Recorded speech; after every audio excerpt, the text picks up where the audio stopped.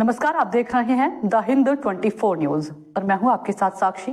आइए नजर डालते हैं आज की बड़ी खबरों की ओर। सूरत महानगर पालिका अब घरों के बाहर QR कोड लगाएगी, जिसके जरिए परिवार के सभी सदस्यों की मेडिकल जानकारी अपडेट की जाएगी।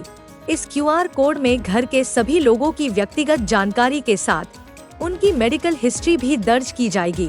इस पहल से इंट्राडोमेस्टिक बीमारियों और VBDC vector borne disease control संबंधित कार्यवाही में तेजी लाई जा सकेगी।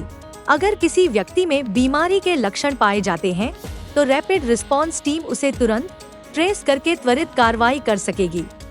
आपका परिचय जयेश परमार, आसिस्टंट जंतुनाशक अधिकारी रांદેર। સર, કઈ જગ્યા પર ઊભા છો, શું કામગીરી કરવામાં આવી છે? આપણે કાર્તિકનગર અડાજણ વિસ્તારમાં છીએ। અહીં યુનિક QR કોડ લગાવવામાં આવેલા છે, જેમાં લોકોના ઘરોમાં આપણે તપાસ કરી રહ્યા છે।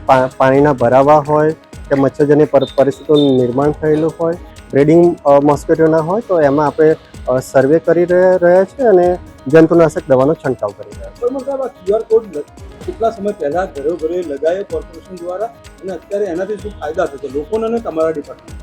આપણે જૂનમાં સ્ટાર્ટ કરેલું છે આ કામગીરી, જેનાથી આરોગ્ય કર્મચારી જે તે વિસ્તારની મુલાકાત લે છે તો જે તે ઘરમાં કોઈને બીમારીના કે તાવના લક્ષણો હોય તો આપણે તાત્કાલિક એની ઓળખ કરી શકીએ છીએ।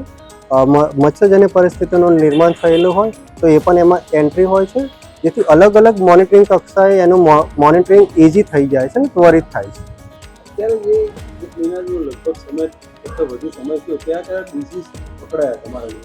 હાલમાં આપણે આ યુનિક QR કોડની જે સિસ્ટમ છે એ વેક્ટરબોર્ન ડિસીઝ માટે ઇન્ટ્રોડ્યુસ કરેલી છે, જેમાં કોઈને તાવ કે મેલેરિયા કોઈના લક્ષણો જણાય તો આપણે એમની સ્લાઇડ લઈને તપાસ કરતા હોઈએ છીએ। જો તપાસમાં એ પોઝિટિવ મળે તેને સંપૂર્ણ સારવાર આપતા। देखते रहिए द हिंद 24 न्यूज।